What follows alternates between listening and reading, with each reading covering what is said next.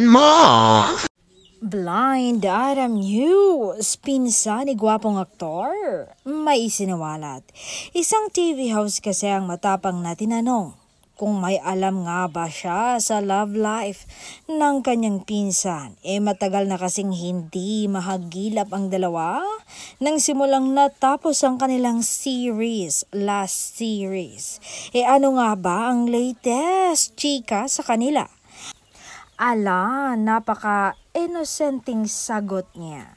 Dagdag pa niya, latest na chika.